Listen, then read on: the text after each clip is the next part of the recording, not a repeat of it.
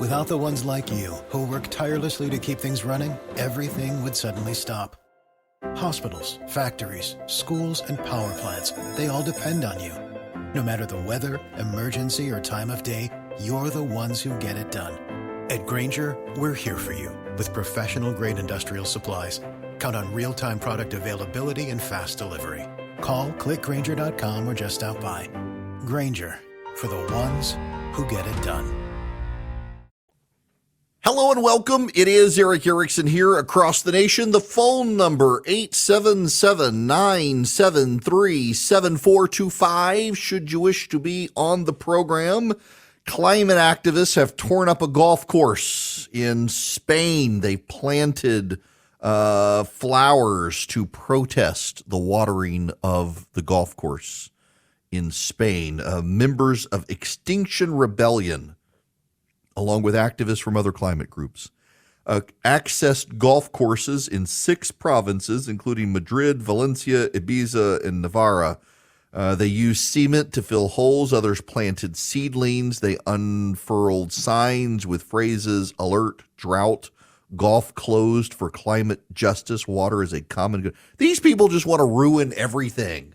They don't want you to eat cows. They want you to eat bugs. They don't want you to use your gas stove. You can't drive your car anymore. You can't even play golf now. These are miserable people who want the rest of us miserable. I personally think we should allow the death penalty, or at least allow people to run over the idiot climate activists who glue themselves to the road to disrupt rush hour traffic. I just think, I mean, you know, they had that horrible story last year where a guy was going to go to jail for violating his probation if he didn't make it to work on time. And the climate activists were like, screw you, buddy, go to jail, and blocked his commute. And he got arrested for trying to shove him out of the way. Just horrible, horrible, horrible people, these climate activists. Now ruining golf courses. All right. I got to circle back to something. This is the breaking news. It is happening now. The sources in Washington, D.C. claim that they probably will never be able to determine who used the cocaine or left the cocaine at the White House. Never mind that there's a camera there. So many people come and go. So many people are putting their cell phones in the little cubby holes. They're not sure they'll be able to figure out who it was. This is a larger issue. The larger issue is that there are rules for us imposed by them, and they don't want to comply with the rules. We're seeing this more and more from the political elite, who mostly are of the left, that they want to impose rules on all of us, but they don't want to live by those rules. Cocaine, it's against the law to possess. It is an illegal narcotic. Yet they think that not only can they carry it around and use it, but they're not going to get caught. And this White House, led by this president and his team, show no interest in trying to figure out who it was. Maybe they are worried about it being Hunter. But there's a larger issue, and it goes to this case in Missouri, too. A judge has blocked U.S. officials from contacting social media companies in a First Amendment case. Now, of course, they want you to know it's a Trump-appointed judge. This is a lawsuit brought by Republican attorneys general. Can we in the 21st century just start saying attorney generals as opposed to, I realize it's proper to say attorneys general, but can we just say attorney generals? In Louisiana and Missouri, who allege that government officials went too far in their efforts to encourage social media companies to address posts that they worried could contribute to vaccine hesitancy during the pandemic or upend elections. The Donald Trump-appointed judge's move could undo years of efforts to enhance coordination between the government and social media companies. For more than a decade, the federal government has attempted to work with social media companies to address criminal activity, including sexual abuse images and terrorism. Over the past 5 years, coordination and communication between government officials and the companies increased as the federal government responded to rising election interference and voter suppression efforts after revelations that Russian actors had sowed disinformation on U.S. social media sites during the 2016 election. Public health officials also frequently communicated with the companies during the coronavirus pandemic as falsehoods about the virus and vaccines spread.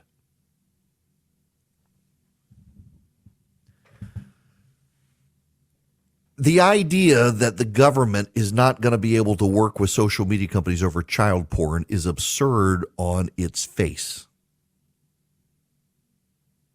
What this case is about is the federal government using social media companies to censor online those people they disagree with when it came to the vaccine, when it came to stories about the vaccine, when it came to stories related to COVID.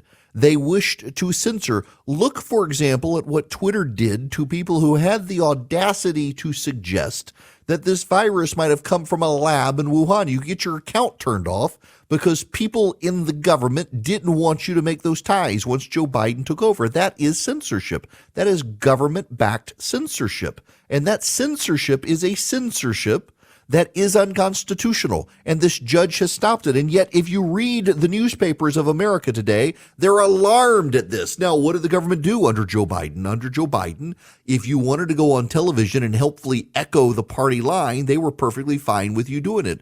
But if you wanted to question it, well, you got in trouble. Now, I agree there were bad actors who were questioning a lot of things they shouldn't have. Is the vaccine the panacea they claimed it was? No, they got it wrong. It was MSNBC touting the claim that if you get the vaccine, you'll never get COVID again. I know lots of people who got the vaccine who got COVID. At the same time, there are people on the right who want you to believe that you get the COVID vaccine and fall over dead 5 years later. It's the COVID vaccine that did it to you. They're conspiracy theorists on both sides. But the conspiracy theorists of the left were amplified. The conspiracy theorists of the right were silenced. They picked and chose who they wanted social media to censor. They targeted people on the other side. And above all else, they denied they were doing it. They were doing it. The injunction, this from the Washington Post, was a victory for the state attorneys general who have accused the Biden administration of enabling a sprawling federal censorship enterprise to encourage tech giants to remove politically unfavorable viewpoints and speakers, and for conservatives who've accused the government of suppressing their speech. In their filings, the attorneys general alleged the actions amounted to the most egregious violation of the First Amendment in the history of the United States. The judge wrote that the attorneys general have produced evidence of a massive effort by defendants from the White House to federal agencies to suppress speech based on its content. Well, this is what the Twitter files showed. Twitter files showed government contacts reaching out to people at Twitter, getting them to shut down accounts of people they disagreed with. The government actually did this. Twitter files uncovered after Elon Musk took over actually showed this. But now this gets to a larger issue as well. The spy story out there. Listen to the headline here. GOP threatens spy agency surveillance tool with hard right Republicans attacking federal law enforcement agencies and unwilling to extend their broad powers. A major warrantless surveillance program targeting foreign overseas adversaries may face new limits from Congress. Now, this is a program created after the 9/11 attacks. It is a surveillance program long resisted by Democrats over American civil liberties. It expires in December, and now some Republicans also want to kill it because they don't have faith it's not being used against Americans. And in fact, I do believe that there has been evidence that the federal government has used the surveillance program against Americans. If that is proven, it should be shut down. I do have to tell you, I tend to be okay with this if it hasn't been used against Americans. The role of the 702 program is a lot of phone calls around the world and a lot of internet traffic around the world are routed through the United States. And the program is supposed to be able to snoop on those who are not American citizens, even though the traffic is routed through the United States. It's not from or to American citizens. It's to other people. And I don't have a problem with the program. However, far-right lawmakers, the New York Times wants us to know, have embarked on a louder and politically loaded effort to fight the measure. They've seized on official determinations that federal agents botched a wiretap on a Trump campaign advisor and more recent disclosures that FBI analysts improperly used Section 702 to search for information about hundreds of Americans who came under scrutiny in connection with the January 6th attack and Black Lives Matter's protests after the 2020 murder of George Floyd. Justice Department and FBI officials have attempted to defend themselves from lawmakers' outrage over the revelations, pointing to steps they've taken to restrain the opportunities agents are permitted to examine the communications of Americans collected under Section 702. They credit those changes with reducing the number of such queries from 3 million in 2021 to 120,000 last year. Wait a second. They did. They did use Section 702 against Americans. Not just against January 6 people, but against Black Lives Matter people. They did. This program is only supposed to be used against foreigners. It is not in any way, shape, or form supposed to be used against Americans, and yet they've done it. And now they're bragging, saying, well, it was done by 3 million in 2021 and only 120,000 last year. So in 2021, 3 million queries of Americans' data transfers and phone calls were inspected by the FBI. And only after it became public that they'd been doing it did they reduce it to 120,000. Maybe it's time to kill Section 702. Because again, this all goes back to the rules for you and me versus the rules for them. They want to be able to apply this stuff against us, but they don't want to adhere to it. They don't want to acknowledge it. They don't want to live by it. It's a double standard. It's a double standard in the elite who write the rules and don't want to live by them. They know their phone calls aren't going to be inspected. They want to know about your phone calls. They know they're not going to get busted for cocaine. They know you could be. We cannot trust the institutions of government right now with this sort of stuff. They get the basics wrong, and they don't want to follow the law or apply the law equally or equitably in their words. They keep screwing up the basics. We need to clean up the government, and until then, this is too much of a power for the government to have, particularly when they're acknowledging they have been abusing it. It's time probably to shut the surveillance program down. He's got the courage to tell you the actual truth, even when it isn't popular. It's the Eric Erickson Show. Greetings, conversationalists. It is Eric Erickson here all across America. The phone number 877-973-7425. To the phones we go to Larry. How are you, Larry? I'm doing good. How are you, Mr. Erickson? Good. What's going on? So I just heard you talking about the vandalism in Spain, and yes. I'm listening to you from WEEB in Moore County, North Carolina, which you may know is the golf course capital of the nation. Yeah, it is the golf paradise of the world. Yes. Well, as a result of that, my occupation for the last 7 years has been to work on a golf course. And on top of that, I have recently become a student of the USGA Greenskeeper apprenticeship program. Wow. So I just wanted to note that I can't speak for the golf course in Spain, but I can say that most golf courses actively use non-potable water for their irrigation. On top of that, we are doing as much as we can to limit the amount of watered space that we have, and golf courses are overall very green friendly. I'm glad you said that. And by the way, it is true that I had looked earlier that the Spanish courses use a lot of recycled water as well. Well water, recycled water. That they pull water out of the water features on the course and reuse. And yeah, these people, they don't care. All right, so now I'm sorry, but Larry, you're stuck with me here for a minute because how did you decide to get into this of all things? I had actually gotten fired from my previous job, and my buddy comes up to me and says, "Hey, do you need a job?" And I was like, "Yes, sign me up. I don't care what it is."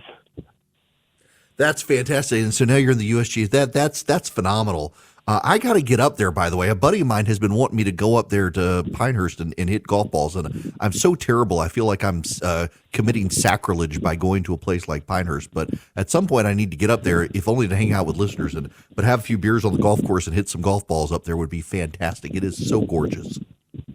They're beautiful courses. I'm sitting here staring at number 2's 10th hole right now. Oh, my gosh. Wow. Man, I'm jealous. Well, listen, I appreciate the information. I really do. And thank you so much for listening up there. Yes, sir. Have a great day. You too. That's Larry up. Wow. I got to get up there, too, because I know we get a lot of phone calls from our affiliate up there. And it is, if you've never been to Pinehurst, it is the golf mecca.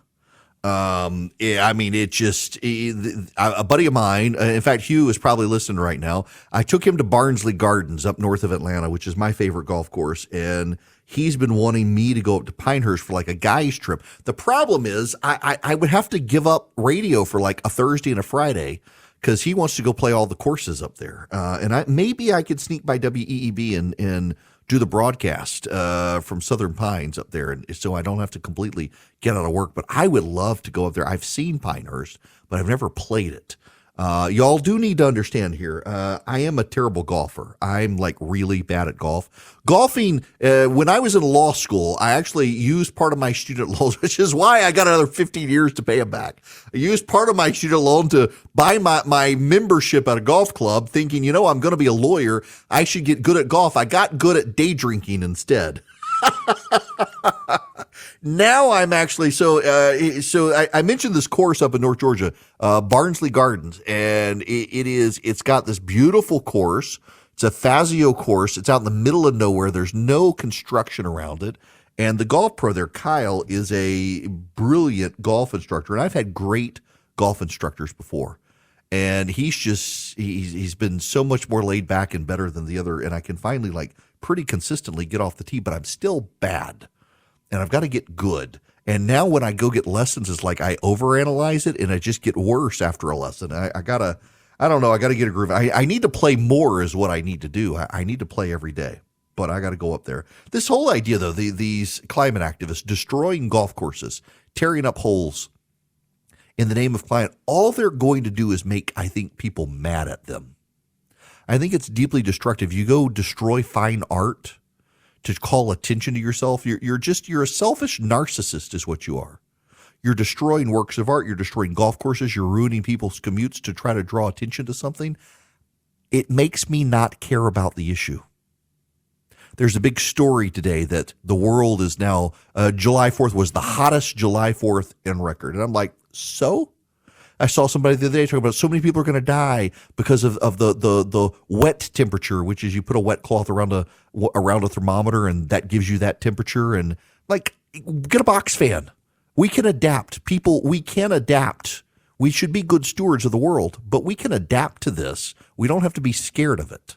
Greetings across the fruited plain. It is Eric Erickson here. Hope you're recovered from your 4th of July and you've picked up all your fireworks trash. My wife was sweet enough to pick up all of our exploded fireworks in my in-laws' yard while I slept. She's a saint. Now, joining me across the nation on the Newsmaker line is the former governor of the state of New Jersey and current Republican presidential candidate, Chris Christie. How are you, sir? Doing great, Eric. How are you? I'm great. So let me just start out of the gate with this. Every single conversation I hear about you and every single other candidate for president right now is what lane? Is there a lane? Can you beat Trump? I just want to ask, let's say you become the dog that catches the car. What happens if you become president? What's your agenda? The agenda is to do big things again in this country, Eric, and stop with the small things that continue to divide us. So, for instance, we've got to get spending under control in this country. The runaway inflation we have is directly related to runaway government spending that's happened hugely under the Biden administration, but also happened under the Trump administration as well, and as well as the Obama administration. We need to get back to controlling our spending. Second, we need to deal with the addiction crisis in this country in two ways. One, by making sure that we go to the border with National Guard and interdict as much of this fentanyl as we possibly can, and also to increase the availability of treatment around this country. We need to not be losing 110,000 Americans every year to the addiction crisis, and it's affecting every neighborhood in our country. Third, we need to reform our K-12 education system.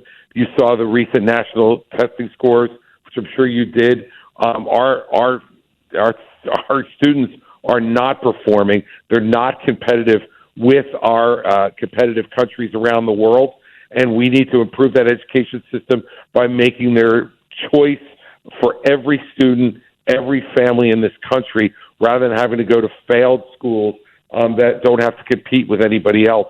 We need to have an education agenda which will radically change the way we're doing things here and not be handing things over to the teachers' unions in this country who are failing our students and not giving a darn about the fact that these test scores continue to go into a lower and lower territory for our kids. And lastly, around the world, to make sure that our allies around the world know that they can count on the United States.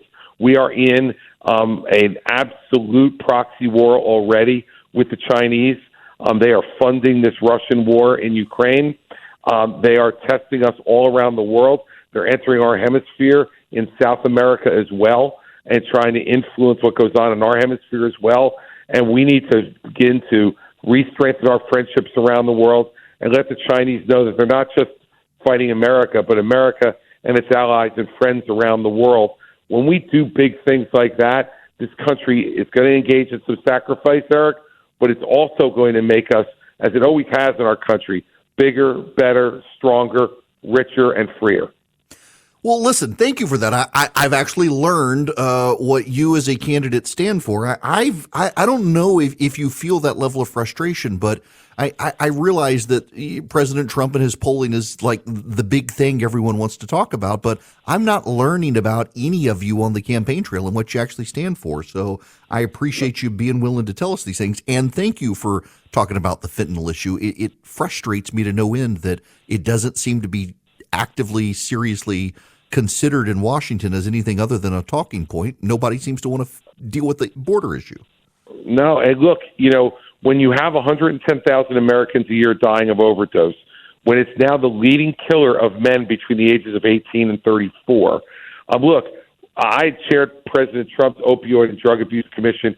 We put forward a number of really, I think, smart and important recommendations, all of which were adopted by President Trump and half of which were adopted by Congress. But then the COVID crisis came, and we really put this issue to the back shelf. We need to get it back onto the front burner. Families, Eric, in this country, as you know, are suffering terribly with this problem, and we need to be working on it both at the border, on the supply side, and we need to be working at it from a treatment perspective from the demand side. People deserve a second chance in this country when they get addicted, but we have to give them the tools to be able to do that. And right now, we're not doing that, and we're losing lives because of it. Now, Governor, I know you got a heart out here in a few minutes, and when Charlie, my producer, I don't know if they told you, he's on vacation in Montana. He's in the middle of the mountains somewhere, and was able to, before he headed out to the mountains, say Governor Christie wanted to come on Wednesday. And I didn't know if there was some specific reason before he left. He was very vague in his message, but I wanted to be able to have you on the show, and I'm glad you came. And if you have a specific thing you want to talk about, I'm happy to, but I also have wanted to have all of you to come on and really answer the basic question of why should Republican voters in the Republican primary vote for you as opposed to the billion other candidates who are running? Well, first of all, because I've shown people that I can do the job. And I was governor, as you mentioned at the top, in a blue state very blue state, with a Democratic legislature all 8 years of my term. And what did we do? We reformed the pension system and saved $150 billion in public money. We reformed our public health system. We went ahead and did police reform in the city of Camden, which at the time was the most dangerous city in America. We fired the entire Camden police force because they were incompetent and not doing their job, replaced them with a police force that was trained in community policing and violence de-escalation and getting out into the community. And guess what? In the 10 years since we've done that, murder rate in Camden has gone down 75%. They're not even in the top 50 anymore of most dangerous cities in America. And, you know, the educational system, we open more charter schools and provide more choice to parents in New Jersey than any time in our history. What I'm concerned about, Eric, is that when we had a Republican Congress and a Republican president, we didn't get the things done that we said we would get done. You know, Donald Trump promised us he would repeal and replace Obamacare. And with a Republican Congress, he failed to do it. He promised us that he'd balance the budget in 4 years, left with the biggest deficits we've seen in recent memory before Joe Biden. Then he said that he would retire the national debt in 8 years. Obviously, that hasn't happened. And he said he was going to build the wall in Mexico, and Mexico was going to pay for it. Well, not only do we only have a quarter of a wall, we haven't seen the first peso from Mexico. It's not good enough to say, I like the issues. You need to have someone who can turn the issues into policy, who knows how to govern and knows how to get things done and is tough enough to get those things done, but is able to govern. And that's what we will do. It's what we did in New Jersey under some of the toughest circumstances for a conservative Republican. And by the way, also was a pro-life governor for 8 years and vetoed Planned Parenthood funding 14 times and had every one of those vetoes sustained. So we can stand up for the issues that matter to us as Republicans and conservatives.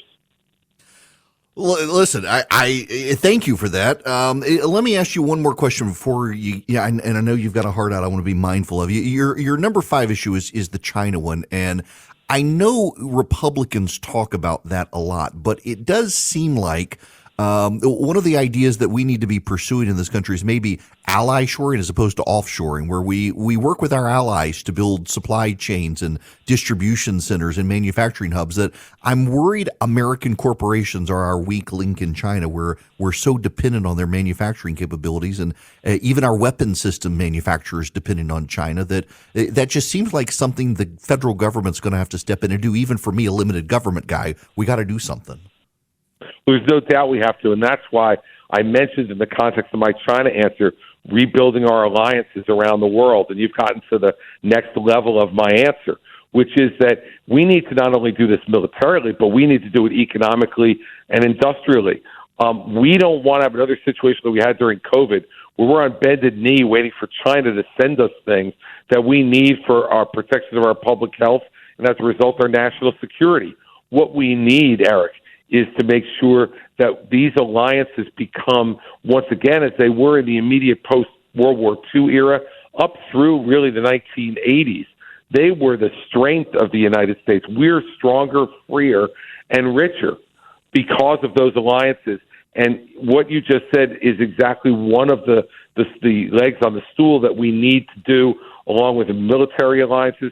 We need industrial alliances and trade alliances with these allies, and that will make us an undefeatable adversary to China. Governor Chris Christie, I know you got to get out of here, but I appreciate you guys reaching out to be on the show, and always happy to have you. Good luck on the campaign trail. Eric, I appreciate it very much, and we're looking forward to being on even more. I'm a big fan of the program, and I'm happy to be on. Thank you so much. Governor Chris Christie, he'll be with me in August at the Gathering in Atlanta, Georgia, along with the other presidential candidates. Still time to get tickets out there. We will try to make it easy for you guys to have access to the ticket portal. We've got Chris Christie, Ron DeSantis, Vivek Ramaswamy, Nikki Haley, Tim Scott, Mike Pence, and there may be one or two more in there. We will see. In any event, Governor Chris Christie, they reached out, I guess, on Monday, said he had 10 minutes. Could he come on? And by the way, we're making this available for everybody, just so you know. I would love to have the candidates come on. My frustration with the conversations that are happening around the 2024 crop of candidates right now is that I don't get what I just got from Chris Christie. I could not tell you for the most part what any of them want to do as president, because every conversation is, well, how are you going to beat Trump? What's your lane? Do you have a lane? I don't care about the lane. I care about what does this person want to do if they are elected president of the United States. Whether I agree with the person or not, I don't think I should do anything other than let them tell you in their own words their vision for the future of the country. That's why they're running for president. And I just think the American media just does a disservice to us by hiding or not even having those conversations. It's all about your lane and the process of running for president and what are your fundraising numbers. I mean, there are some people I know who they've literally got no shot. And I think that Christie has a much harder shot at running and winning than many of the other candidates. But at the same time, he is a former governor of New Jersey. He is a noted pundit on ABC News, and I'm happy to have them. Even if Doug Burgum from North Dakota wants to come on the show and tell us why he's running and what he stands for, I'm happy to have him do that. Now, I want to go on and take a time out because we've got folks. I want to take their phone calls. But I don't have much longer here, and if I go long here, I can't take their phone call. So I'm going to step out. If you want to rehear the Christie conversation or the rest of the show, text Eric, E-R-I-C-K, to 33777. You can get the podcast or the stream of the show and listen to it in repeat. Greetings, welcome. It is Eric Erickson here. The phone number, well, it's almost too late, but it's 877-973-7425. I want to go back to the Section 702 issue and take John's phone call. John, welcome to the program. How are you? Mr. Erickson, thank you so much. I appreciate you taking my call. I have yes, I know we have a short amount of time. In the FISA court judge, let's just, for the sake of it, call him Judge Bottlestopper. So Agent Snodgrass approaches him with that form that has deceptive information or not all information. And Judge Bottlestopper signs his name to that. And then later on, it is found out that it was a complete deception to spy on an American. What recourse does Judge Bottlestopper have against the agent lawfully? Can he? That is a good one.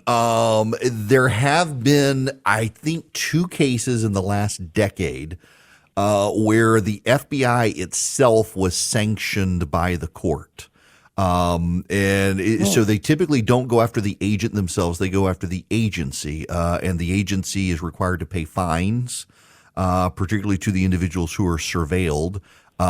They can be held in contempt and jailed by the judge. That has not happened. The bigger issue, however, is when the FBI says, well, they have reduced the number of requests for this form against Americans from like 1 million to like 100,000. A lot of that is the judges have cracked down on it significantly, realizing that it's being abused. The judges have started asking more questions. So therefore, the judge no longer, I apologize. So the judge therefore no longer has egg on his face or a blemish to his name because of the procedures against the FBI. Yeah, I mean, part of the problem here is that we've got this weird situation where the judges are fed information from the FBI. The FBI swears up and down it goes through a series of reviews before they get to the judge, and there's no opposing counsel there because you don't want anyone to be tipped off in the surveillance. So the judge has to play devil's advocate to a degree, but they're playing devil's advocate with a set of facts that the FBI swears to. So if the FBI is gaming the system, which we know happened, they can be held in contempt, and to my knowledge that doesn't happen, but the FBI itself can be fined and punished by the judges. And I do know there was a situation And I want to say this is during the Obama administration, where the 3-judge panel, the FISA court that reviews these things, refused to even have a hearing on these because they thought the FBI was gaming the system. And so the FBI had to engage in some reform. So there are some things they can do, but it is very limited because, again, it's the entirety of the issue is premised on trust of the system. And increasingly, the FBI is showing that they can't be trusted. There's got to be some level of reform. There you go. FBI cannot be trusted. Thank you so much for what you do. Thank you, John. It's great to hear from you. I mean, that fundamentally is the problem here. The FBI has got to be reformed. It's not just a Republican thing. Take January 6th out of it. Take Donald Trump out of it. The FBI has a series of problems that go, I mean, even to Larry Nassar and the U.S. Olympic team and the sexual abuse of the teammates and the players. The FBI has screwed these things up repeatedly. There are really good people who work at the FBI, and they just want to do a good job for the country. But the FBI, at the executive level of the FBI, needs desperate reform. My buddy Russ Vogt has been pushing the idea of a church committee. Now, Frank Church was a senator who engaged in reforms of the CIA. There's a real concern there that liberals, and Church was a liberal, gutted a lot of the CIA's intelligence capabilities in the 1960s. We don't want to undermine the effectiveness of the FBI, but it's arguable that the FBI is not effective right now. It's being a weaponized tool of the left and needs reform. This should not be a situation where either side has qualms about reform of the institution. Both sides have legitimate grievance. And this goes to the Washington Post story. The FBI used Section 702. Section 702 is the FISA surveillance program of non-U.S. citizens, and the FBI used it against Black Lives Matters activists and used it against January 6 activists, and the claim was they were investigating ties to entities abroad. Now, I have heard some of the rioters in Portland and elsewhere around the country might have ties to foreign institutions trying to destabilize the United States. If that's what they were looking at, we should be able to know it, but that doesn't appear to be the case. It appears they were abusing the process to investigate Americans, contradicting the Section 702 program. The judges are only fed certain information, and they play devil's advocate with it, but we've got a fundamental problem here with this program, and if we can't reform it, it needs to be shut down. We should be reforming the FBI. The FBI and lack of trust in the institution is undermining our safety and security in this country. That's the bottom line issue here. I will talk to you guys tomorrow. Have a great rest of the day.